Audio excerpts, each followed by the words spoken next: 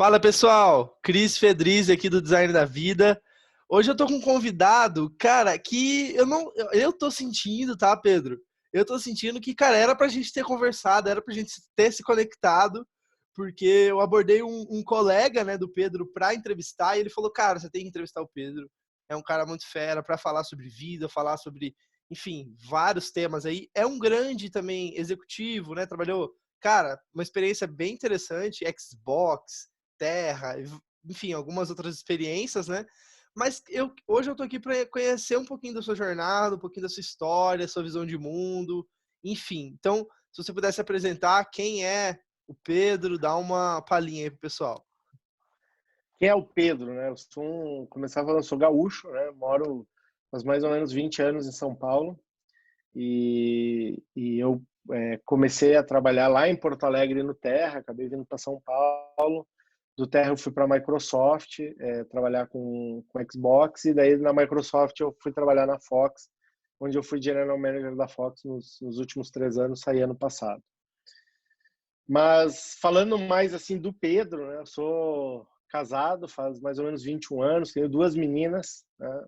Uma das minhas filhas é uma menina especial e eu sou um cara super caseiro, gosto muito de cozinhar, então estou aproveitando muito esse período da quarentena para inventar novas coisas e também para gerar muita reflexão. Mas eu acho que muito assim da minha carreira, muito do que eu tenho desenvolvido nos últimos anos é um processo meio natural. É uma coisa que foi acontecendo, assim, eu nunca forcei muito a barra, nunca precisei, eu sempre trabalhei com alguns valores, com um propósito muito claro de vida, e as coisas foram acontecendo de forma positiva, foram desencadeando até que eu cheguei nesse ponto aqui que a gente está conversando. Então, esse é mais ou menos o Pedro. Fico aberto aí para outras perguntas do que é o Pedro, né? Mais curiosidades. Legal. E, cara, você me mandou um material, né, antes da gente gravar, você falou, Cris, dá uma olhada aqui, que eu imagino que talvez seja um projeto, alguma coisa que você está trazendo para o mundo, né? E, cara, o que que é? Eu li uma frase que chamou a minha atenção, que é o seguinte, transformar paixões em sucesso. O que significa isso para você, na sua vida? É, enfim, quais são os aprendizados para você? O que você pode compartilhar com a gente? Por que isso é importante quando a gente fala de explorar as nossas paixões? Bacana. Então, esse é um projeto que eu comecei durante o período da quarentena. Eu fiz toda uma revisão de várias do meu framework, da minha forma de enxergar as coisas, e eu falei, cara, eu quero documentar isso, eu quero falar para as pessoas as conclusões que eu tirei nesse momento. Então, eu fui muito fundo em como eu comecei todo o meu processo, todo o meu trabalho, e eu acho que existem algumas definições básicas que são necessárias quando a gente fala de sucesso, né? Então, sucesso para muitas pessoas é dinheiro. No meu caso, sucesso não é dinheiro. Sucesso é aquela sensação de plenitude, é aquela sensação de que eu sou capaz, não de fazer, de ser executivo, mas de que eu sou capaz de tocar as coisas daqui para frente. Então, que eu tenho a capacidade de levar todos os meus desafios, porque eu venho trazendo uma bagagem, essa bagagem ela já me permitiu várias coisas bacanas em termos de vivência, e eu considero isso um sucesso. Ou seja, eu me sinto pleno neste momento com as coisas que eu fiz no passado para tocar o futuro. Isso para mim é sucesso. Não tem a ver com grana, não tem a ver com posse, não tem a ver com roupa, não tem a ver com nada disso. Quando a gente fala em transformar paixões, aonde a gente tem que buscar a paixão? A paixão é uma coisa que ela vem lá da criança, ela vem lá da nossa infância. Então, eu era apaixonado por esportes quando eu era criança. Eu adorava Olimpíadas, eu assistia Olimpíadas, era um evento, assim. Meu sonho era ir para uma Olimpíada, tá? Então, eu queria ir como atleta para a Olimpíada, eu cheguei a correr e tal, mas eu não tinha assim o perfil, né? E eu nunca fui para uma Olimpíada como atleta, mas eu fui para uma Olimpíada, eu fui para 4 Olimpíadas como profissional, trabalhando no Terra, né? Porque no Terra eu era responsável por negociação de conteúdos e eu consegui fechar vários acordos para transmissão de Olimpíadas, eventos, Copa do Mundo, enfim, Europa League, uma série. Eu fui para uma série de eventos esportivos que eu jamais imaginava que eu teria acesso.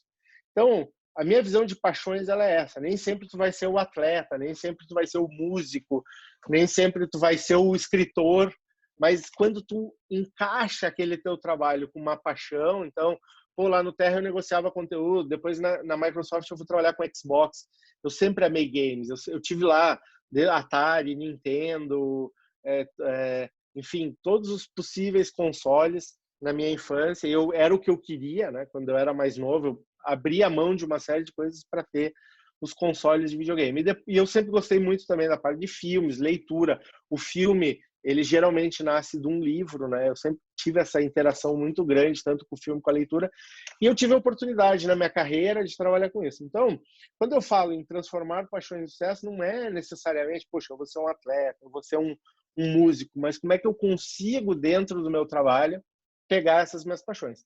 São várias, cada pessoa tem uma paixão diferente. As paixões também, elas não são estáticas, elas são dinâmicas, elas mudam ao longo da nossa vida, né? Então, quando eu fui para a África, por exemplo, para a África do Sul em 2010, eu descobri uma nova paixão na minha vida, que é a África. Então, eu sou super apaixonado pela África do Sul e por tudo que aconteceu lá e muitas das coisas que existem hoje na África do Sul. Então, muito do meu background profissional, ele é devido a eu ter encarado as necessidades, as transformações, sempre colocando as minhas paixões. Então, eu vejo essa definição de sucesso, eu me considero uma pessoa de sucesso, ou seja, eu não olho o lado financeiro, o lado de posses, e eu me considero uma pessoa que teve a capacidade de associar as paixões para alcançar esse sucesso. Ou seja, como é que eu chego lá, como é que eu chego no Pedro aqui hoje, e inclusive olhando novas paixões. Então, daqui a pouco, o meu caminho daqui para frente vai ser completamente diferente. Então, eu não vou ser executivo, eu não vou mais trabalhar em empresa, vou abrir um negócio próprio, mas eu vou estar sempre olhando para as paixões, ou seja, e sempre voltando para esse lado da criança, porque a criança ela tem uma coisa muito bacana. Quando a gente analisa a criança, você já pegou assim aquela sensação da criança feliz, né? A criança primeiro ela é espontânea. Ela faz tudo com tudo com muita espontaneidade. A criança, ela vê futuro nas coisas. Então, a criança, ela está enxergando lá longe. Pô, eu vou crescer e vou ser professora. Minhas filhas falam, você é professora, você, né? Enfim, uma série de coisas. A criança, ela tem esperança. E eu acho até assim, alguns materiais que eu li como referência desse projeto, que eu já vou comentar em seguida, eles trazem essa questão de que a esperança ela é muito melhor que o otimismo. Né? O otimismo é aquela coisa que ele está muito focada num evento específico. Né? Então, eu estou otimista que isso vai acontecer.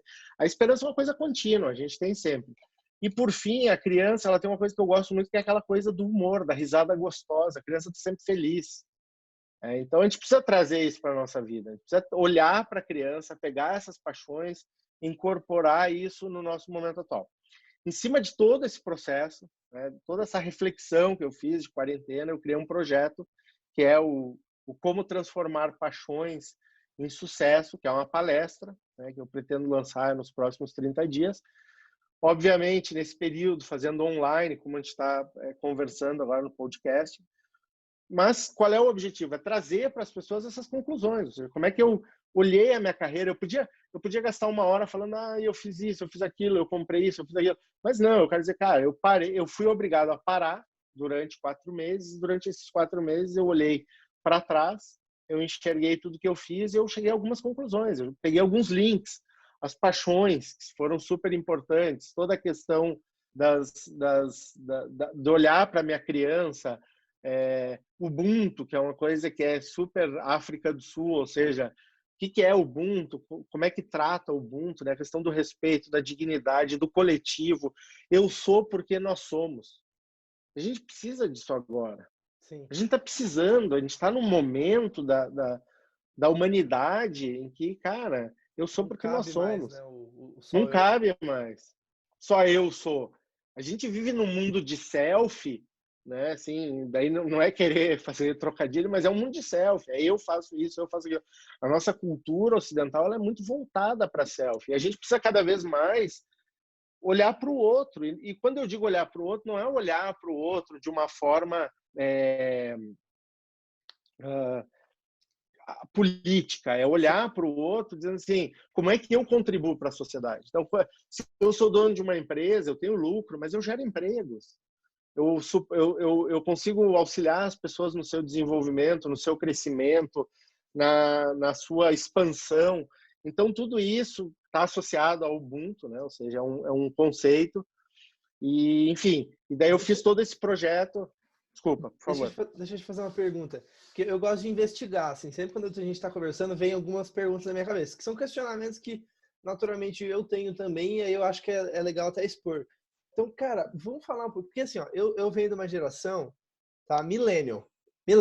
Eu tenho 23 anos de idade, né, para quem não sabia no podcast até agora, 1997, Pedro.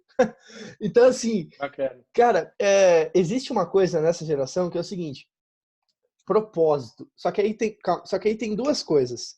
Tem o lado gourmet, que é o lado eu preciso ter um propósito e tal, e isso acaba te distanciando da paixão. Que eu achei interessante você usar paixão, porque normalmente as pessoas falam mais de propósito, né? Só que a paixão ela é uma coisa mais do que vem do coração, eu acho, né? E não é aquele negócio tão distante. Então, assim. Tá dentro, né? Ela tá dentro da gente. Ela tá lá na nossa criança. Tu não consegue matar isso. Tu tem que resgatar a tua criança várias vezes, né? Durante esse teu processo. Mas desculpa. Não, faz sentido. Como que você vê isso, cara? Porque, por exemplo, uma coisa que me vem à cabeça, você falou uma coisa que é legal, que é casar as paixões com o que você está fazendo hoje, né? No seu trabalho, ali onde você está, ou enfim. Porque o que acontece hoje na minha geração, e eu estou me incluindo nisso também, é às vezes achar que, puta, eu tenho que ser o atleta, então, sabe? Senão, não valeu de nada. Se eu não for o atleta ou o artista, não valeu de nada. Mas o que você está trazendo faz muito sentido, que é, não, utilizar suas paixões, né? E casar isso, né, com o que você está vivendo, basicamente, né? Eu queria ser atleta. Eu tentei ser jogador de futebol, tentei correr, eu tentei fazer um monte de coisa e deu tudo errado, né? Mas eu não sou frustrado por causa disso, porque eu consegui acompanhar uma série de coisas em torno do esporte que me tornam uma pessoa plena em relação a isso. Eu acho que quando a gente fala de propósito, primeiro tu tem que determinar esses teus propósitos, tu tem que lembrar que o propósito ele muda também, né? Então hoje em dia, se tu me perguntar qual é meu propósito, eu tenho um propósito completamente diferente de muito tempo atrás. Ou seja, hoje em dia eu olho muito mais a minha família. Como eu te comentei, eu tenho uma filha especial, então muito do meu propósito é dar independência para ela. Entendeu? Então é entregar ela para o mundo, que é um mundo real, que é um mundo cheio de desafios, e que ela possa tocar adiante. Né? E papai, mas minha filha está aqui. Então, isso vai mudando ao longo do tempo. E eu acho que as novas gerações, os milênios, eles também têm que enxergar isso, não é estático. A gente não pode ficar ali naquele ponto, porque aquilo ali, ele gera uma cobrança, ele vai te gerar uma conta depois. Ou seja, eu não alcancei isso. As paixões, como eu falei antes, elas também mudam. A gente vai crescendo. Gosta de cozinhar, tu vai mudando, tu vai adaptando essas tuas paixões e tu vai desenvolvendo coisas novas. O que eu acho super importante como recado às novas gerações é assim, independente do sucesso financeiro, né, né, não vou falar sucesso, né, do resultado financeiro e do resultado cargo, posição, eu vou ser CEO, sempre existe uma demanda de muito trabalho. O trabalho, ele faz parte. No meu projeto tem uma fórmula lá no final que eu acho muito legal, que é assim, eu acho que sucesso é igual a trabalho elevado à seguinte potência, porque é exponencial a coisa. Paixões, mais diversidade, mais o coletivo e mais o teu humor. São essas 4 coisas. Mas tem outras coisas que interferem? Tem, mas eu acho que essas 4 coisas são as mais importantes. Por quê? Vamos lá. Paixões a gente falou antes. Tem que resgatar essa criança o tempo todo, tem que entender que ela varia. A criança, quando a gente olha a nossa árvore da vida, ela é o que rega a árvore da vida. Ela é assim, é o que faz a árvore crescer. Então, imagina que cada um de nós é uma árvore. Então, a gente está crescendo ali. quando você olha para diversidade, o que é diversidade? A gente fala assim, respeitar a diversidade. Não, eu acho que a gente tem que celebrar a diversidade. Tá? O que é celebrar a diversidade? Pô, que bom que tem gente diferente, que tem gente que pensa outras coisas, que pensa diferente, que olha para outro lado. Que E que bom discorda que eu de posso... mim. Que Que discorda de mim. discorda de mim. Que discorda de mim, que eu posso sentar. Porque também, dentro dessa questão da diversidade, hoje em dia a gente fala assim, de escutar as pessoas. O que é escutar as pessoas? Não é escutar. Às vezes, escutar assim, tá, o cara começa a falar e tu já começa a pensar na resposta. Pô, eu canso de fazer isso várias vezes dentro da minha casa. Minha esposa começa a falar alguma coisa, eu já estou pensando na resposta. Não, você tem que escutar a pessoa até o final. Aí você processa a informação e você responde. E parte do processo de celebrar a diversidade é isso, é entender os outros, é ter aprendizado, é procurar conhecer as pessoas. Então, eu acho que é paixão. Por Pode favor, falar, desculpa. pode concluir. Eu ia dizer que eu acho que é paixões, diversidade, o coletivo, né? Porque é difícil nesse mundo do self, essa cultura que a gente está tão eu tenho que chegar. Cara, o coletivo, entendeu? É lá na padaria, o cara que serve o café, entendeu? Assim, são as pessoas que permitem que tu viva uma vida e que tu toque, que tu alcance as coisas. Existe muita gente em volta da gente que faz isso todo dia. Entendeu? E daí vai desde um grau muito pequeno até um grau super grande. Eu na minha carreira, eu fui apoiado por muitas pessoas chefes que podiam me demitir em determinados erros que eu cometi, e eles tiveram a nobre opção de dizer, cara, tu errou, acontece, vamos embora. Porque eles viam em mim o potencial. Então, existe um coletivo que ele não pode ser negado. Eu acho que muito das gerações novas, elas têm que ter essa capacidade de enxergar o coletivo, enxergar que existem pessoas que te suportam, né, no teu caminho. E, por fim, o humor. Cara. O humor, sabe, é o que eu falei lá da criança, a risada gostosa. Todo mundo tem problemas, a gente está no meio de uma pandemia, está todo mundo assim, com medo do que pode acontecer, pessoas, né, perdendo emprego, uma situação econômica difícil, e não só no Brasil, mas em todo mundo. Mas, ao mesmo tempo, a pessoa tem que manter a serenidade, tem que ter a capacidade de rir né, dos meus problemas.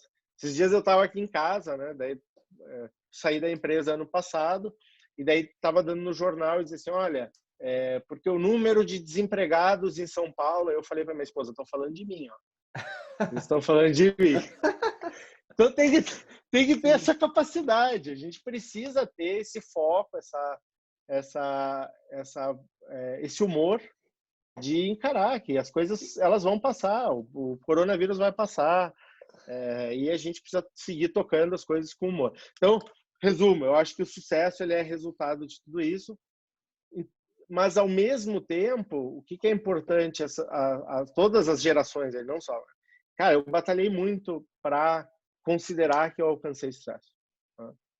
Eu fui estagiário, eu fui lá, sei eu, 4 anos de estagiário, aí depois eu fui analista, daí analista pleno, analista sênior, gerente júnior, gerente pleno, gerente sênior, até chegar a um cargo de general manager. Tem que passar por isso, cara, não adianta. Então, assim, até porque aquilo que eu falei das pessoas que te dão suporte, né, as pessoas que te ajudam, não é com o cara sendo CEO, não é com o cara sendo general manager. Então, quando ele erra, quando ele é analista, quando ele é gerente, e daí tu vai ter um diretor lá que vai dizer, pô, cara, acontece, não tem problema, bola para frente, vida que segue. Então, a mensagem que eu acho que é bacana deixar tem que trabalhar muito, não adianta, tem que passar por todas essas etapas. Que bom para aquelas pessoas que conseguem abreviar etapas. Pô, o cara fez uma startup, conseguiu, mas a vida em si ela é cheia desses pequenos desafios ao longo do tempo. E daí para chegar nesse ponto que eu tô agora, que a gente está conversando, que eu tô te falando, cara, minha vida mudou nesses 4 meses. Eu fiz muita reflexão. Tem que ter vivido muita coisa. Tem que ter Entendi. passado, tem que ter. Não é do dia para noite, né? Tem toda uma. Não é dia para noite. Tem que ter. Minha filha tem um problema de imunidade. Então, pô, quantas vezes a gente já foi para o hospital com medo de perder, né? Então, tu tem que passar por isso. Faz parte. É ruim, pô, é ruim. Às vezes, sente medo, mas faz parte do processo. Então, a gente tem que ter a capacidade de gestão disso. Essa é a mensagem. Vamos explorar um pouquinho isso, porque para mim isso fica nítido para mim, mas que às vezes não fica nítido falando, externalizando, olhando para o lado externo, mas que é o seguinte. Então, qual que é a sua visão de mundo? É Deus, é o universo? Não existe nada e é só viver e existir. Como que você lida com tudo isso? Porque tudo isso tem que ter uma visão, né? Você tem uma visão sobre a realidade, sobre como as coisas funcionam. Qual que é a sua visão?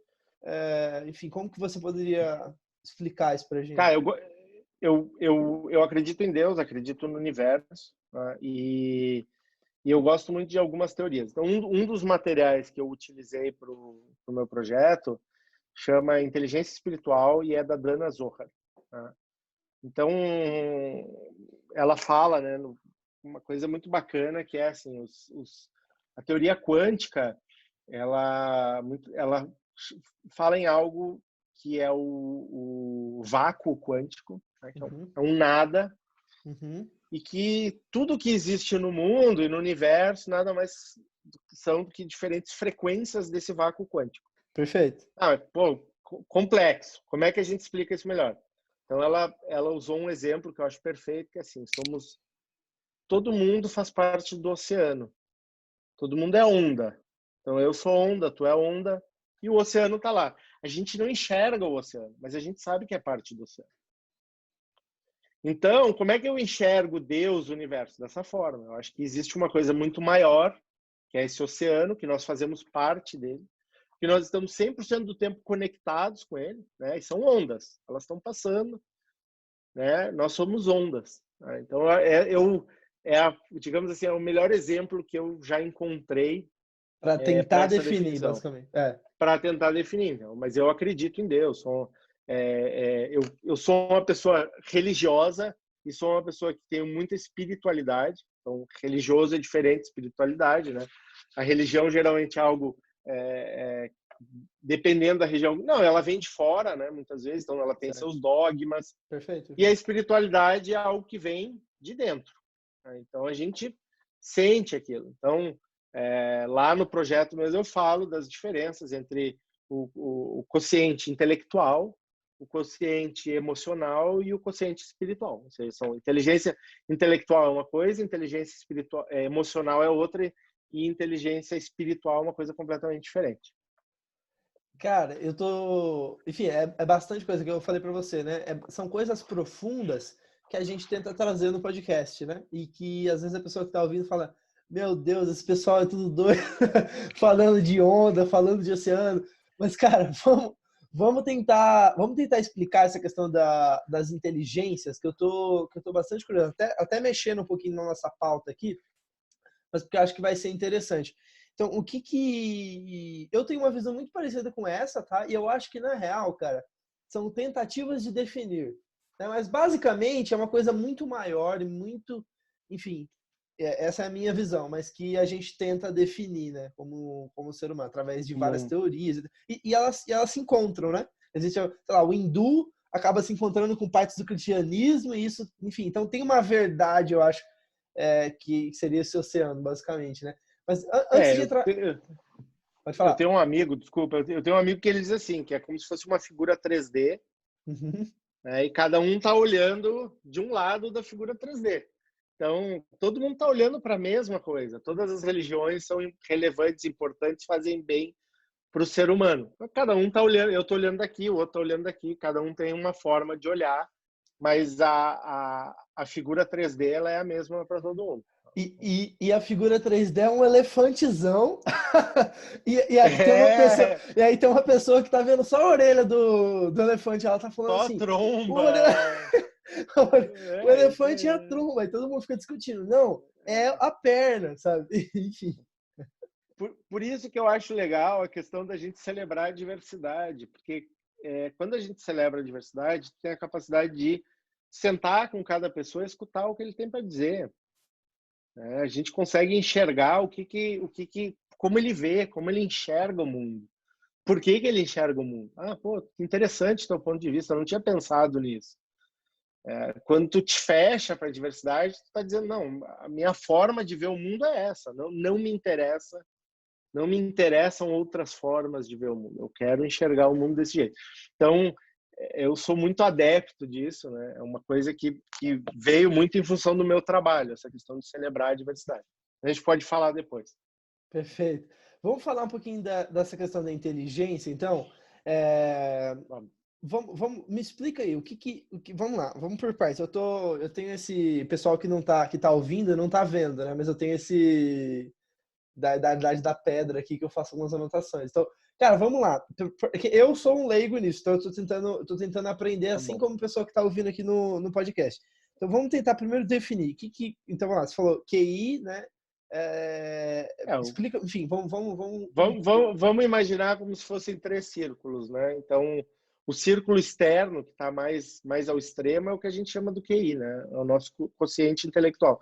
É a nossa inteligência, o nosso raciocínio, a nossa lógica, né? E até assim, quando olham os neurônios, como eles funcionam num modelo serial, né? Como se fosse um computador. Tá? No meio disso, a gente tem uma coisa chamada inteligência emocional, que foi uma coisa muito estudada na década de 90, né, que tem livros que falam, super importante e que realmente é importante. O que é?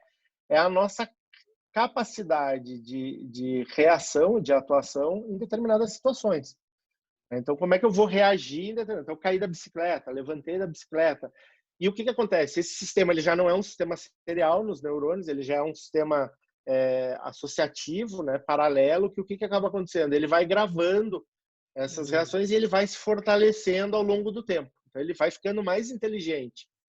Né? Então, a gente vai desenvolvendo mais essa inteligência emocional. Tem uma coisa interessante nesse livro da Dana Zoncar que chama Inteligência Espiritual, que ela diz assim, que o cérebro, cada parte do cérebro, ele faz uma associação de uma coisa. Então, uma parte vê a cor, a outra parte vê os objetos, né? E que precisa ter alguma coisa aqui, uma frequência aqui. O que ela faz? Ela vê, para eu estar enxergando agora o Cris, eu estou vendo cores, eu estou vendo objetos, eu estou vendo uma série de coisas. Então, a inteligência espiritual é como se fosse o que... Vamos colocar assim, enquanto a inteligência emocional é como eu vou reagir diante de determinada situação, a inteligência espiritual é se eu quero estar naquela situação. É um questionamento se eu quero estar naquela situação. Será que eu quero fazer parte disso? Então, é aquele... Né, tem gente que chama de alma, tem gente que fala de escuta o seu coração. Né? Escuta o seu coração. O que o seu coração te diz? Então, muitas vezes, a gente tem uma inteligência intelectual, uma emocional e uma coisa que une as duas, né? Que é a nossa inteligência espiritual. Pode ser a gente pode entrar num campo mais espiritual, dizer, não, é a nossa conexão com o oceano. Né? Então, perfeito. É a nossa conexão com o vácuo quântico, ou seja, eu estou conectado, tem algo me dizendo para que caminho eu devo ir, como é que eu devo seguir. Ou a gente pode simplesmente dizer que faz parte da configuração do cérebro, né? Uma coisa mais técnica. Eu não tenho a resposta, mas eu acredito muito, a minha visão é que isso é a nossa conexão com o oceano. Ou seja, é o que me... Então, muitas vezes a gente tem dúvidas de como seguir, né? E tu puxa essa conexão, tu puxa essa sensação. Como é que tu sente isso, né? Como é que a gente sente isso? Então, mais uma vez, a gente cai lá na criança. Lembra quando tu era criança, tu andava de bicicleta, tu te jogava na água, o banho de chuva, eu acho o banho de chuva o melhor exemplo que tem. É aquela sensação, assim, de que o mundo tá, sabe, te protegendo, tu tá livre, tu tá pleno. Eu acho que quando a gente sente isso em relação a alguma coisa, eu tenho muito essa sensação em relação a esse projeto. Eu tenho muito carinho por esse projeto por causa disso, porque eu tenho essa sensação de que é algo que talvez não vá ser financeiramente, mas que eu vou poder auxiliar muitas pessoas, eu vou poder conversar com muitas pessoas, eu vou poder trazer essas definições para muitas pessoas, e isso vai, de alguma forma, gerar um benefício coletivo. E deixa eu te fazer uma pergunta, só para explorar um pouquinho isso, que é o seguinte, cara, uma coisa que me vem à cabeça quando você me fala isso, você pode me corrigir se eu estiver errado, mas você falou uma coisa que foi, cara, um tempo de reflexão, faz, sei lá, 4 meses que eu tô também nessa né, internalizando muita coisa, refletindo sobre muita coisa, etc. Cara, uma coisa que me incomoda, que eu fico pensando sobre o nosso modelo de vida da maioria das pessoas, e eu morei em São Paulo também há alguns anos, né? E a minha geração também, tá? Que é o seguinte, cara, é a velocidade com que as coisas acontecem. Então, o que eu sinto é que muitas vezes as pessoas não é que não tem tempo, mas diz que não tem tempo ou não acha tempo no dia, qualquer coisa que for assim, para esses momentos que são extremamente importantes de conexão, de cuidar do seu lado, do seu interior, de reflexão e tal. Como que você vê isso? Então, e aí, quais são as suas práticas, então, para se manter mais, enfim, quais são as suas práticas de meditação, sabe? O que você poderia falar para a gente sobre isso? Então, é assim, ó, eu antes da quarentena eu não meditava, tá? Então eu não posso mentir, né? Então eu tenho que assumir que eu não meditava. E daí eu descobri um aplicativo, né? Chama Headspace.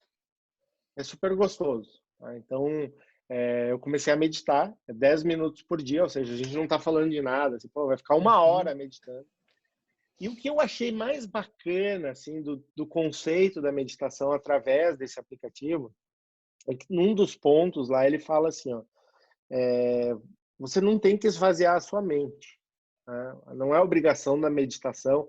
Você, eu vou ficar lá 1 hora sentado, 10 minutos sentado, eu tenho que não pensar em nada. Não, não existe isso. Existe uma diferença, né? Assim, vamos imaginar que a mente ela é como uma estrada, então passando vários carros, né? Ele usa esse exemplo no aplicativo. O que a gente faz num processo de ansiedade, num processo de nervosismo? A gente se joga na frente dos carros. Então o caminhão tá vindo, eu tenho um caminhão que vai me atropelar, o que eu faço? Eu me jogo na frente do caminhão.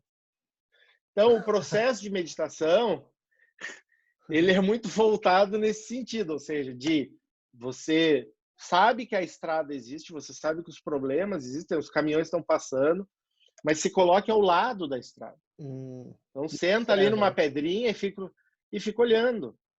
Vai passar ali na tua cabeça aquele problema, pô, estou preocupado com isso, tal. Mas daí já olha para o outro lado, ou seja, muda um pouco o direcionamento, o foco. Então, muito desse processo da meditação, que eu também estou aprendendo agora, eu tenho entendido isso para mim é maravilhoso. Eu acordo, vou lá, faço meus 10 minutos, depois eu começo todo um processo de rotina, né? Por eu estar na pandemia, eu vou fazer café, vou fazer chimarrão, porque gaúcho toma muito chimarrão. Daí eu começo a encaixar meu dia. Então, agora eu vou trabalhar, vou fazer meus projetos, enfim. Então, eu acho que esse é um dos pontos, né? A questão da meditação. Eu gosto muito da leitura, né? Então eu tenho usado muito a leitura como um processo. Então eu já li alguns livros durante esse período. Eu gosto muito de livro, assim, eu gosto muito de biografia, porque traz a história de outra pessoa, então tu consegue enxergar, né, o que essa outra pessoa fez. Eu gosto muito de cozinhar, né? Então cozinhar é um ato que eu tem uma história bacana, assim, eu viajei muito, assim, né? Então não vou dizer que eu viajei todo mundo, mas eu viajei vários países, né? E eu viajava e ficava muito tempo fora. E nessa época eu não tinha recursos, né, para levar a minha família. É caro, né, levar a família numa viagem dessa. Então eu ia para a China, eu ia para a África do Sul, eu ia para a Inglaterra, enfim, Estados Unidos. E eu enxerguei no cozinhar uma forma de trazer as coisas para dentro da minha casa. Então, como é que eu trago? Pô, eu comi uma coisa especial na China. Vou descobrir na França, vou descobrir como fazer. Eu sinceramente acredito que cozinhar é um ato de amor. Quando a gente cozinha, a gente está entregando algo para as outras pessoas, né? Filho, mãe, pai, quem for, né? E é um ato de amor. Então para mim não tem nada melhor que alguém dizer, pô, tá muito bom, isso aqui tá sensacional, pô, né? Eu faço umas coisas bem ruinzinhas, o pessoal diz, pô, tu devia ir no MasterChef. E daí eu vejo os caras lá no MasterChef, são super profissionais, assim, eu não chego nem aos pés, mas é legal, pô, tu nunca pensou em ir para o MasterChef? Então, eu acho muito legal essa conexão. Então, meditação, cozinhar, leitura.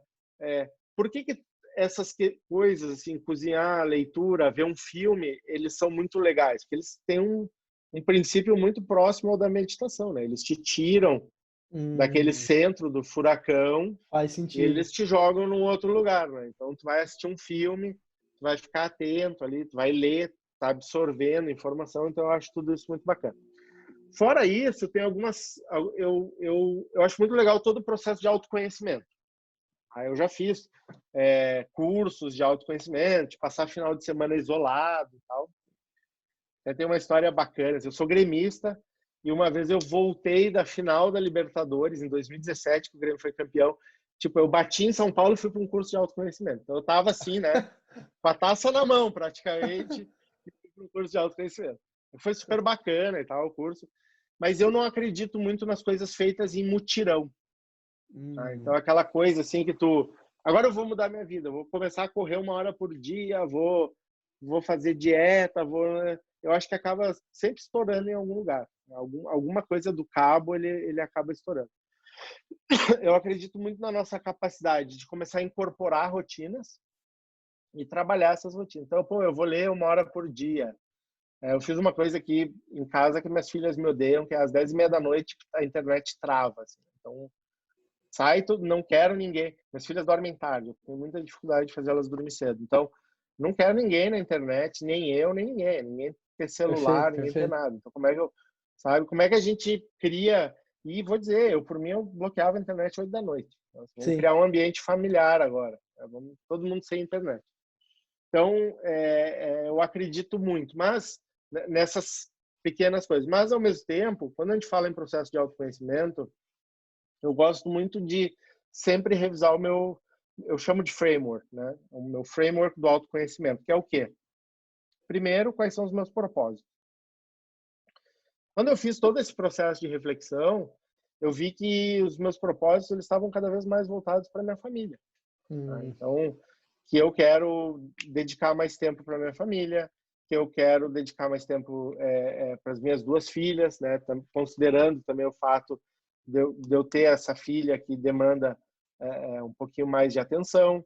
E como eu falei antes, como é que eu consigo entregá-la para o mundo independente, né? Daqui a X anos. Eu quero cada vez mais incorporar conhecimento, né? Então, como é que eu consigo crescer como pessoa? E daí não estou falando de cargo, nem de trabalho, estou falando, cara, eu quero ser sábio, quero ser uma Perfeito. pessoa... A gente nunca alcança isso, mas eu quero, porque eu gosto muito de consumir a leitura, né? Então, eu gosto muito de ler e dizer, puxa vida, eu cheguei aqui assim, então como é que eu vou chegar no próximo degrau? Qual vai ser o próximo degrau? Tem essa dificuldade, assim, qual é o livro que eu vou ler agora? Entende? Daí eu começo a ler um livro, daí já é mais monótono, então eu começo a perder um pouco, né, aquele momento que eu vinha trazendo. E eu acho que uma das coisas que eu quero trabalhar é como é que eu posso ajudar as pessoas. Como é que eu posso pegar esse conhecimento, esse trabalho que eu fiz até agora, sem ser de uma forma burocrática, né? Então, negociação de conteúdo. Não. Como é que eu ajudo as pessoas a enxergarem essas questões de como transformar paixões em sucesso? Então, incorporar isso de forma plena. Acho que dentro desse processo, uma coisa muito legal é tu avaliar quais são os teus pontos positivos. Né? Então, o que eu acho em mim que são pontos positivos, mas olhar para a tua sombra também. Então, o que é a minha sombra?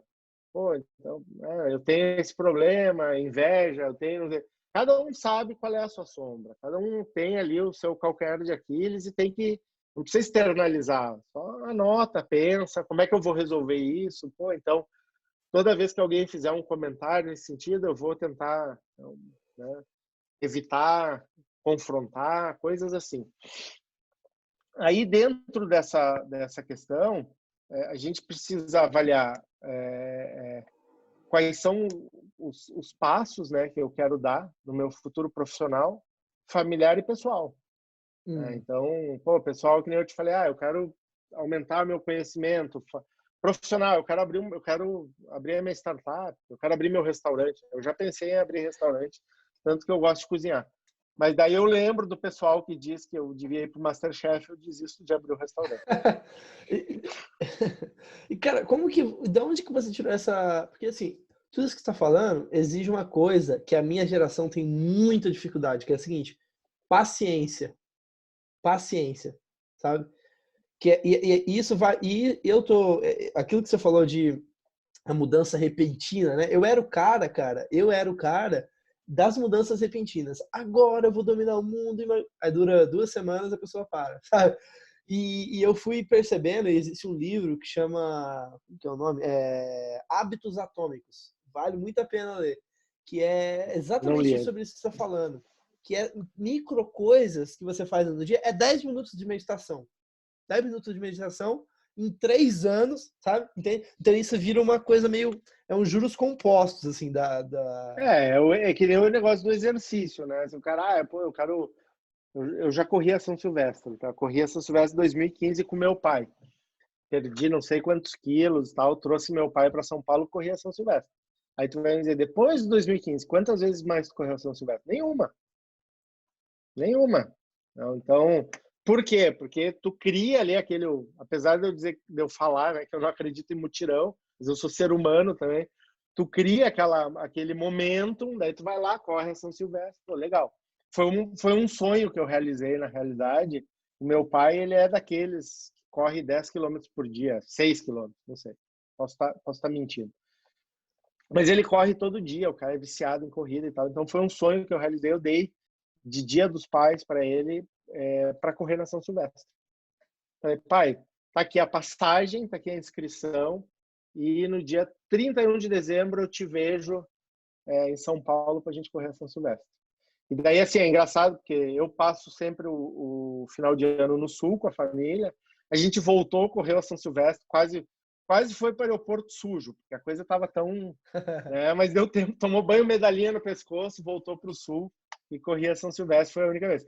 Então, só para não desfocar da tua pergunta, eu acho que existem momentos em que a gente sim quer coisas, porque existe uma ansiedade na gente. Quando a gente olha lá pro quociente intelectual, o que acontece? Essa nossa era moderna, as pessoas, elas estão focando muito no ego, no QI. O QI é o ego. Vamos colocar, é a nossa parte mais externa. Então o cara, ele quer assim, eu quero ser CEO, eu quero ser isso, eu preciso ser alguma coisa. É a roupa, é o celular, é o que for. Certo.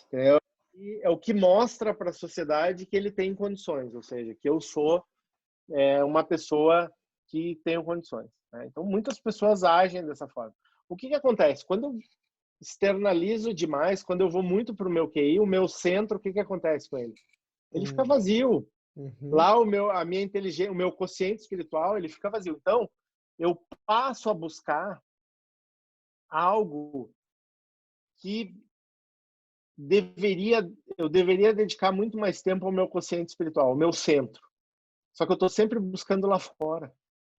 Eu estou sempre buscando no meu ego a coisa. Eu estou sempre indo para algo que... eu comprei um tênis, passou 10 dias, né? Vamos lá, o cara quer voltar a fazer esporte. Compra o tênis, compra o relógio, compra tudo. Aí passou 10 dias que ele está fazendo, ele para. Quando, na realidade, o que ele precisa está dentro dele. Acorda, vai lá e caminha com o tênis velho, com a roupa velha, com o relógio velho. Então, isso que tu está me falando, eu vejo muitas vezes as pessoas mudando a dinâmica. Não, agora eu quero isso, agora eu quero aquilo, agora eu escutei um podcast e eu vi que o negócio do futuro é esse. A gente não sabe qual é o negócio do futuro. Aliás, a gente não sabe o que é o futuro. A pandemia está aí para nos mostrar que tudo que estava planejado até agora mudou. A gente não sabe... E precisa saber, porque essa é a questão. Como é que foi isso para você? Porque às vezes a pessoa tem 8 anos de idade e fala, eu vou ser arquiteto e, a pessoa vira arquiteto e tal. Mas só que normalmente, pelo que eu vejo, é muito uma construção, né? Então você vai caminhando e as paixões vão mudando e etc. Mas como que foi isso para você? O que você... Assim, então vamos lá. Eu vou começar voltando para minha criança. Eu queria ser atleta, tá? Aí eu me formei em economia. Aí eu fiz um MBA em finanças. Aí eu fui trabalhar com negociação. Eu fui trabalhar com conteúdo. Eu fui trabalhar com marketing. Aí eu tô aqui falando para ti sobre espiritualidade. Não tem, cara. A não ser que a pessoa diga, pô, eu quero ser médico, daí tem a família de médico, pô, que eu acho super bonito, né? Mas tem uma tradição. Isso é uma outra coisa muito legal dentro desse conceito da inteligência espiritual, porque a gente vive uma era moderna em que as pessoas elas não têm mais o link para valores. Então, assim, aquela coisa familiar, do encontro familiar, dos primos, pô, todo final de semana vai lá e vai dizer, pô, mas qual é a importância disso? A importância disso é que muitas dessas coisas, elas dão sentido à vida, elas dão estabilidade. Pô, quando eu vou almoçar com a minha família, eu sinto essa conexão da inteligência espiritual, eu sinto que eu tô ali no lugar correto. Muitas pessoas hoje não têm isso, então elas se isolam, elas vão morar em outros lugares. O que eu não condeno, porque eu saí do Sul e vim morar em São Paulo para poder construir a minha... Mas tu tem que ter essa compreensão. Eu, por exemplo, durante muito tempo, eu não tive essa compreensão. Pô, você é o cara... Eu tô falando sobre espiritualidade agora. Eu já comprei muito tênis para voltar a correr, muito relógio. Eu falo hoje de tratar bem as pessoas, mas eu já fui um cara que não foi o melhor chefe do mundo. Então eu tenho a capacidade de enxergar isso. Assim, cara, só que eu precisei passar por isso. Então daí volta ao teu ponto. Pô, eu tenho 20 anos de experiência como executivo. Então, e eu não posso jogar isso no lixo. O que eu tenho que fazer? Eu tenho que digerir isso e tirar os aprendizados. A gente não vai conseguir, as pessoas não vão conseguir fazer uma avaliação similar com 1 ano de experiência, com 2 anos de experiência.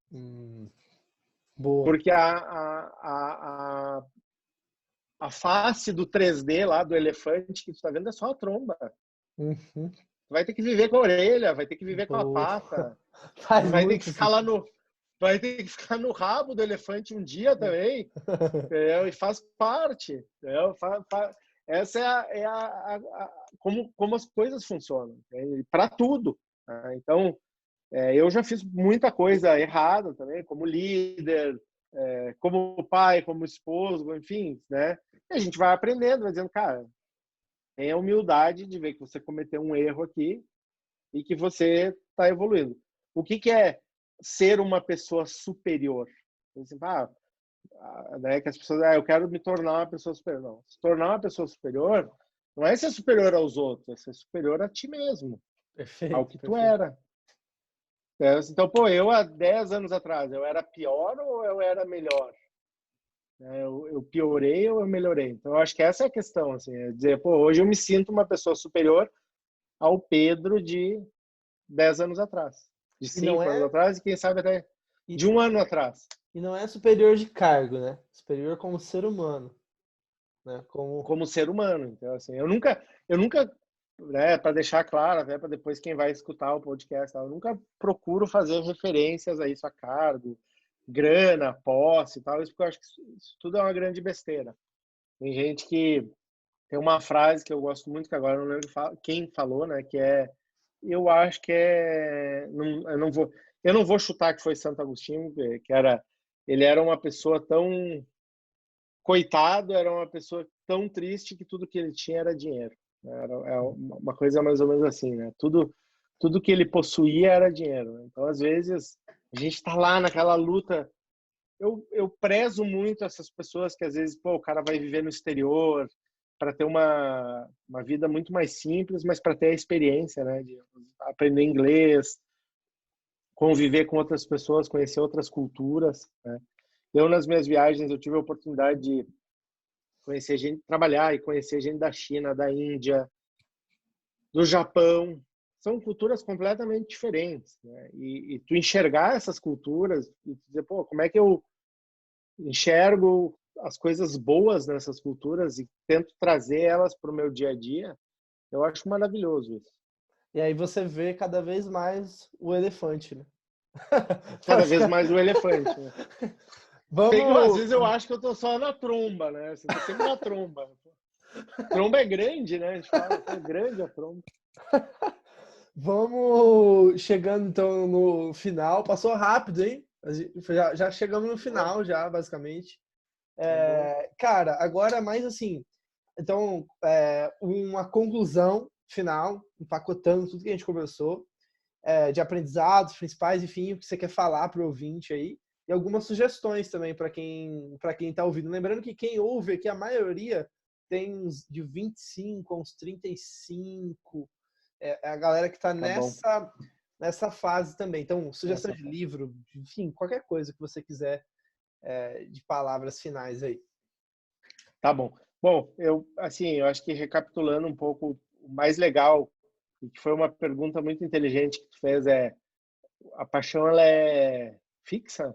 Não, a paixão, a gente tem as paixões e a gente procura trabalhar com elas em distintas variáveis, né? Então, eu nunca fui atleta, mas já fui para a Olimpíada. Né? Não participei da Olimpíada, mas já fui para a Olimpíada. Vivi o sonho, né, de estar lá numa Olimpíada, de ver como é que era. Então, as pessoas têm que entender que nem sempre a paixão ela vai ser exatamente daquele jeito. Né? E que, principalmente, existe muito trabalho envolvido, né? Muita dedicação. Cada um que está aqui escutando tem que enxergar que vai precisar dedicar tempo para as coisas, não é fácil. E tem uma coisa que a gente não falou que eu acho que é super legal, que é assim, ó, o dedicar tempo, ele às vezes, né, porque às vezes tu quer fazer alguma coisa e tu quer fazer isso em 2 dias. A pausa, a reflexão, ela é muito relevante para que as pessoas tenham a capacidade de enxergar que dentro daquele projeto delas existe uma mudança. Né? Então, eu tinha uns chefes que eu sempre gostava que eles diziam assim, tu não precisa responder o e-mail agora. Pensa, né? Porque às vezes, ainda mais quando é aquele e-mail que tu quer chutar o mundo, né? Pensa, às vezes um dia depois tu já nem responde e-mail. Você vai falar, ok, tudo bem, vamos lá, vamos tentar melhorar e tal. Porque muitas vezes no ímpeto, no impulso, a gente acaba respondendo da forma errada ou fazendo as coisas da forma errada, quando é um projeto pessoal. Então, a pausa, a reflexão, conversar com amigos, com parentes, ela é muito importante nesse sentido, para a gente ter a capacidade de avaliar se aquilo que está sendo feito é relevante ou não. Acho que esse é um dos pontos. Então, é trabalho, é adicionar essas pausas, e a mensagem que eu queria deixar, que talvez seja a mais importante, é ter essa consideração do coletivo. A gente vai viver cada vez mais uma sociedade onde o coletivo é fundamental, onde as pessoas elas passam a ter muito mais relevância, contribuição. A gente está vivendo um momento em que, pô, quantas contribuições a gente vê de comida, de roupa, de dinheiro, de recursos, né? E a gente vai viver isso. E a gente tem que viver isso não só numa pandemia, a gente tem que viver isso no dia a dia. Não pode ter gente com fome, não pode ter gente com dificuldade para arranjar um emprego, muitas vezes, né, mais simples, mas que não tem acesso à comunicação, ao celular, à internet. Ou seja, como é que a gente consegue trazer isso para um mundo mais não é social a palavra, eu acho que é um mundo mais comunitário, vamos colocar assim. Eu acho que é um mundo mais, onde as pessoas têm mais facilidade, né, para acessar as coisas. Eu acho que esse é um dos principais pontos. Em relação à sugestão de livro, eu gostaria de deixar 2 sugestões. Né? Então, acho que esse livro da Dana Zohar, ele é muito bom, chama Inteligência Espiritual. Ele está em português, né? Então essa é uma vantagem. E tem um livro que eu me encantei, assim, que é da Mundi Ngonami, que a Mundi Ngonami é a neta do Desmond Tutu. Tá? Então, ela é a neta do Desmond Tutu. Desmond Tutu, para quem não sabe, né, é o arcebispo na África do Sul, e ele foi um dos que lutou contra o apartheid, né, que o apartheid terminou, acho que em 94, se não me engano, que foi quando o Mandela foi eleito, e ele ganhou um pouco antes, eu acho, o Nobel da Paz, e ele é hoje um dos principais, assim, que trabalham com outros grandes líderes no mundo. Então, esse livro da Mundi, ele é muito legal porque ele explica o que é o Ubuntu. Ele chama Everyday Ubuntu. Ele é em inglês, não tem ainda em português, mas ele é muito legal porque ele traz essa coisa assim são mais ou menos 14 lições de Ubuntu, respeito e dignidade, a questão do coletivo, a questão da gente encarar. Né? É muito legal esse livro, porque eu acho que assim, a gente está precisando de mais leveza nos processos, assim, na nossa crença do que é daqui para frente. Né? Porque daqui a pouco a gente só está vendo desgraça, né? E realmente a gente vai ter um período complicado, mas como é que a gente encara esse período? Como é que a gente tem a capacidade de transformar esse período em algo positivo? Então é muito legal esses 2 livros, super recomendo. Como que é o nome você falou da inteligência espiritual, né? O livro. Como que é o nome da autora mesmo? Dana Zohar. Ela é DANAH ZOHAR. Tá. Legal. Achei aqui já. Espiritual. Show de bola. QS. É esse mesmo. Né? Inteligência espiritual. Show. Pedro, muito obrigado. Você viu que o seu cachorro latiu só no final, né? Só no final, ele tá reclamando aqui. Ele falou, pô, já acabou. Chega. Cara, obrigado pelo seu tempo. Eu espero que o pessoal aqui tenha gostado. Para mim, puta, super lição de vida. Agora eu tenho que ouvir de novo esse episódio e tudo mais. E tenho certeza que quem tá ouvindo aí, com certeza, cara, tirou várias lições. Então, agradecer o seu tempo. E é isso, pessoal que tá ouvindo. Obrigado, Pedro. Obrigado a todo mundo. E é isso. Muito obrigado. Eu que agradeço. Obrigadão, viu? Obrigado pelo convite. Muito bacana. Valeu, Pedro. Tchau, tchau.